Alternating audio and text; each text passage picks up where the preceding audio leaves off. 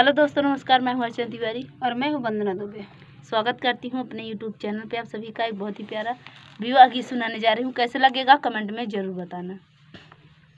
फूल लोढ़ई गई गौरा वही फूलवरिया, अरे लोढ़ई लागी भंगिया धतुर रे ललनवा, अरे लोढ़ई लागी भंगिया धतुर रे ललनवा।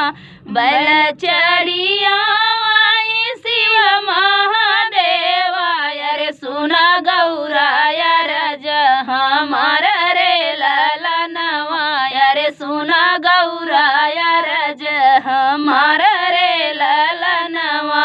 फूलवा लोढ़ैया यही फूलवरिया, अरे लोढ़ई लागियो भंगिया धतुर रे ललनवा, अरे लोढ़ई लागियो भंगिया धतुर रे ललनवा। कहवा गईनी गौरा तोहरी मायरिया, अरे लोढ़ई लागियो भंगिया धतुर रे ललनवा, अरे लोढ़ई आयु भंगिया धतुर रे ललनवा।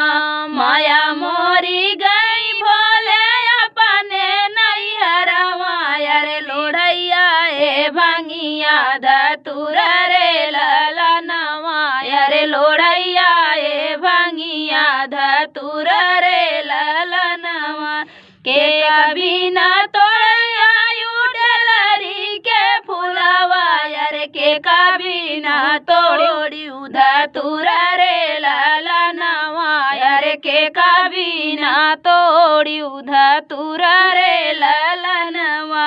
राम बिना तोड़ैया डलरी के फूलवा, अरे आप बिना भंगिया धतुर रे ललनवा, अरे आप बिना भंगिया धतुर रे ललनवा।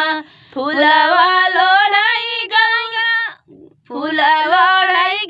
गौरा वही फूलवरिया, अरे लोढ़ई लागी भंगिया धतुर रे ललनवा, अरे लोढ़ई लागी भंगिया धतुर रे ललनवा।